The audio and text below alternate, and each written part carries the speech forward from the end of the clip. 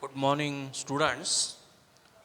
Today, in lecture number 18, we are just going to conclude the essay in brief.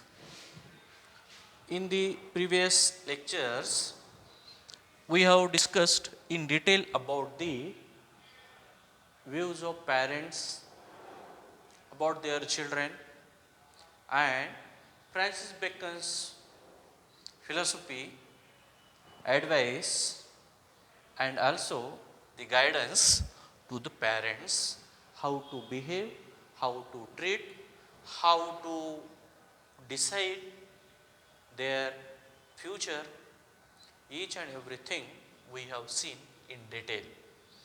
Today, in this lecture, we just conclude the essay with the main points. So, dear students, at the very beginning in this essay, we have seen that Francis Bacon, being a philosopher, moralist, educationist, social reformer, and a high intellectual, highly focuses his views on the important essay of parents and children. Because whenever we live in the society, at that time, it is the rule of the land or it is the social norm that each and every parent or each and every child, maybe the male or female, gets married. So, after the marriage, when they have children, at that time, their ways of living, treating, breeding, and so on to their children are very important. So, Francis Bacon, through this essay, highly focuses his views, which are definitely useful for each and every human being, parent, and social being. When we go through each and every details, important quotations that we have seen also in the previous essays, like of study, of revenge, and this essay of parents and children, even in of friendship, we have seen the very important message that Francis Bacon gives to all the human beings, not only of the particular nation, but the people of the world. So, we simply say by observing the essays like of study, of friendship, of revenge, of parents and children, we come to know that the philosophy of Francis Bacon is a universal philosophy, which is a unique and which is a master guideline to all. So, we have to follow it blindly. We have to follow it without any hesitation. We have to follow it without any doubt. So, my dear friends, in the essay of parents and children, what he has said, that important passage, important quotations, important information, just I will conclude in short. So, at the very beginning we have seen that the parents' joys and griefs are secret, and griefs are secret. After that he says parents joys about their children's achievement. When the children achieve something, settles in his life, makes a bright career, parents feel very happy. became joyful. At the same time, if something wrong going to happen with him, and he the same time thinks that what will happen after him with his children, the same thought gives him the grief. So the happiness means joy, the griefs means sorrow of the parents about their children, about their family, about their responsibilities are always secret. Means hidden, गुप्त असतात ते, they never expose, कधीच बोलत नाही. After that he says, children sweetens labor. Children sweetens labor. If you have done hard work to your family, to your children, and they have done its best, then your labor becomes sweeter. Means तुमचं जी काय मेहनत केली त्याचं फळ झालं असं म्हणतो आपण. Children sweetens labors, but the misfortunes more bitter. But the misfortunes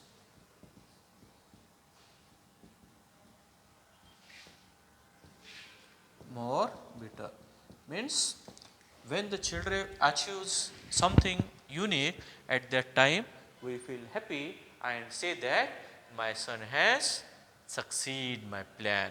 But the same time, the very thought of our loss, our misfortune, our something bad, the very thought makes us bitter. Means आपलं काही white होऊ लागलं तर आपल्याला वाटतं की आपल्यामुळं आपल्या मुलांचं पण वाईट होईल. तो थॉट हा माणसाला दुःख देतो, विचार करायला भाग पाडतो. And further he says, the perpetuity means the cycle of birth and death is common in all.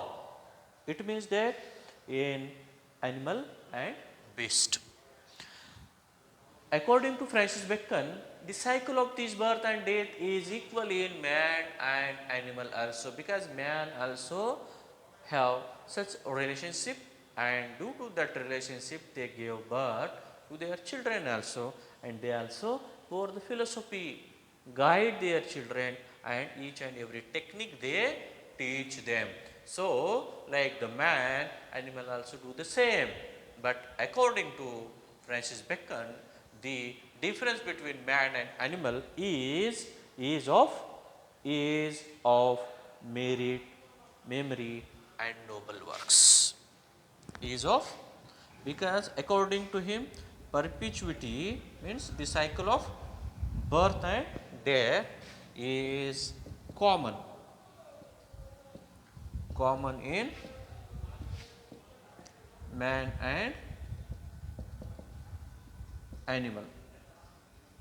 and animal, but the difference is, but the man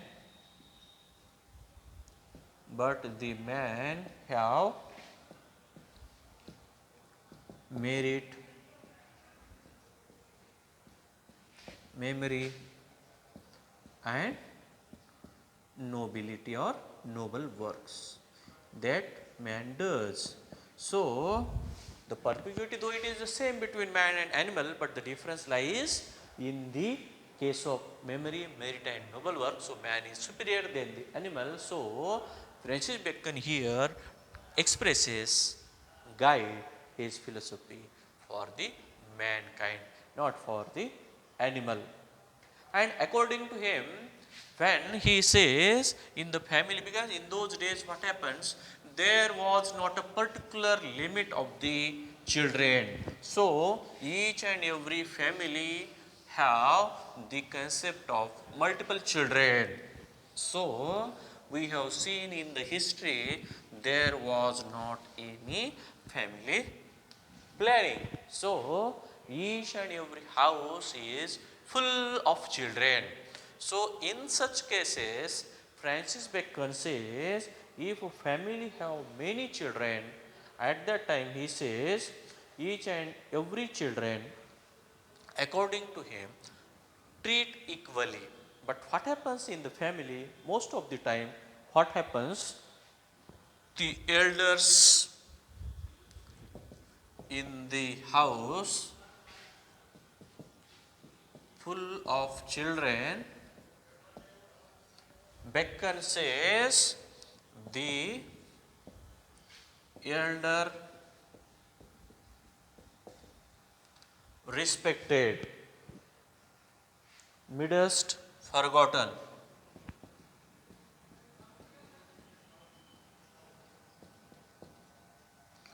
And youngest become wanton. Means this way elder is everywhere respected, midst is forgotten, because what he does nobody came to know, so he is ignored always. And the youngest, due to the young one, small one, the last one is appreciated, loved by everyone, so he became wanton. Wanton means he just भटकत राहणे, no care, because of love. प्रेमामुळं त्याला सगळे प्रेम करणे, लाड करणे आणि त्याला पैसे देणं, त्याच्यामुळे तो रिकामा भटकत राहतो, कुठलंच काम तो निवडत नाही. So the house full of children is always with the treatment to their children like this. Because according to him, such unequal treatment of parents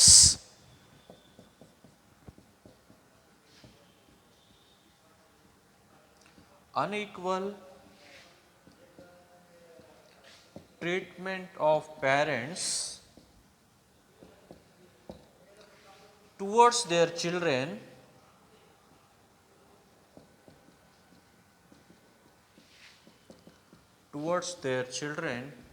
is always wrong. So parent has to love everyone. They may have not to ignore or forgot to the middle one, not to show extra love to the younger one, so that he become wanton, or never show much and much respect to the elder one. That is the unique philosophy Francis Bacon discusses here in the case of unequal treatment of the parents to the children.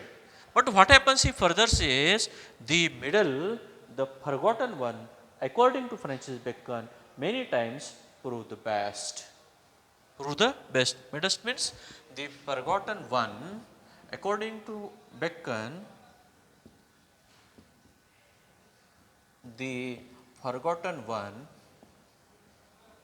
many times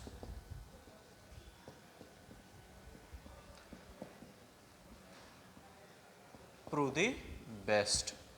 So more respected and more wanton, sometimes they distract from their right track because of over respect, because of over love. But the forgotten, ignored one, like the middle, according to Francis Bacon and his experience in many cases, it shows that the middle, the forgotten one, many times prove the best. Means prove his merit, prove his identity, and prove his target. So that is the one unique idea here he says. After that, Francis Bacon talks about the treatment of the parents to their children, about the, beside this love, affection and equal treatment. Here he further discusses that parents has to treat equally to each and every children in the case of pocket money. Means parent have to liberal in pocket money. Parents have to be equal in pocket money or allowance.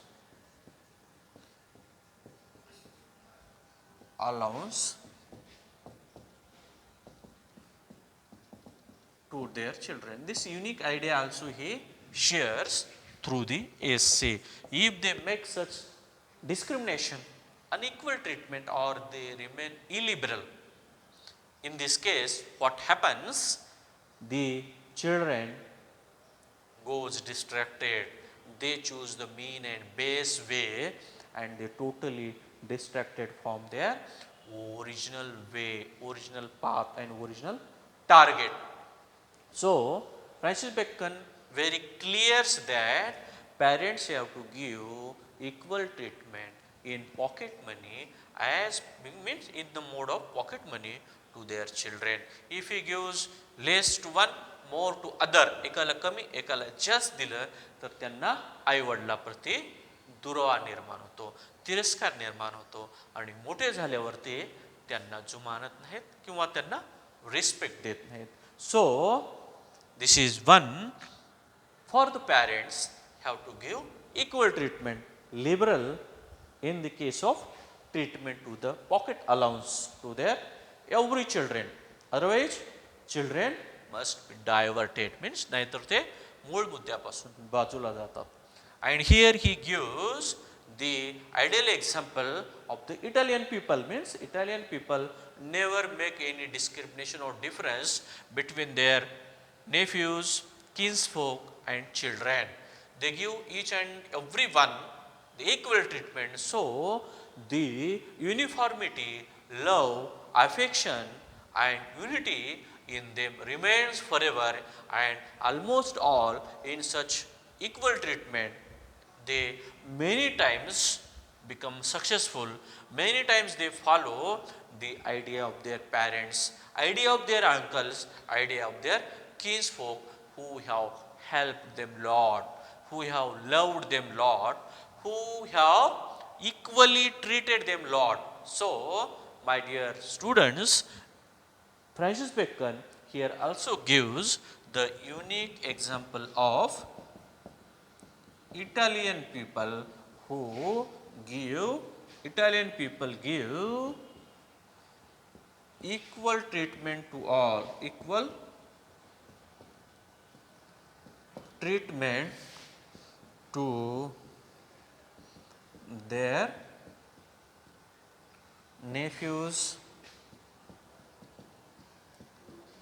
kinsfolk and children. So many times these children become successful, and there the issue of discrimination, jealous, unequal treatment and also the issue of wantonness, respectness never occurs in such treatment. So according to Francis Bacon, here he gives the example of Italian people, means each and every people of the world has to follow the example of Italian people and their treatment to their children, to their children. So due to such treatment of equality to their nephews, kinsfolk and children, what happens?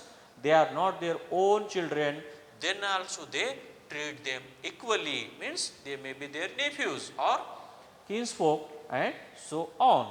So then what happens?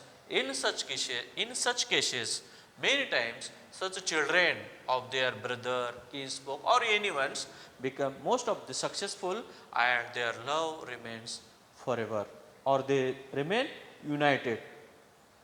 After that, Francis Bacon finally gives the example that parents have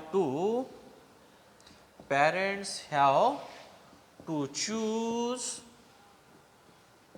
or think about their children's future, about their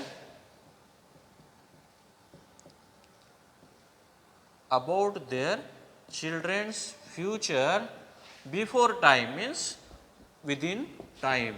Don't instead wasting the time. If the parents have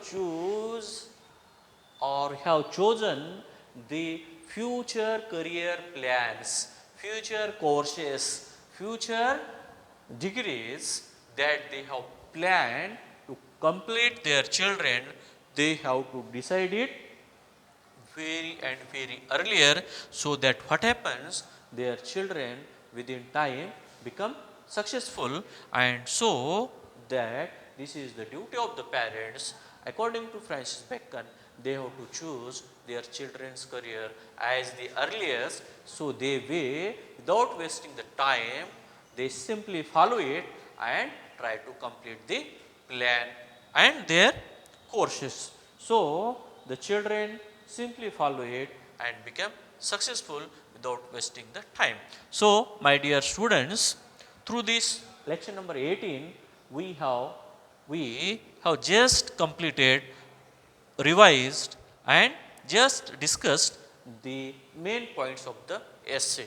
In the upcoming lecture, lecture number 19, we go through the last and fifth essay of love by Francis Bacon. So, with this brief information, with this brief revision, with these main significant ideas that Francis Bacon have repeated, expressed, guided here, I stop here. Thank you very much.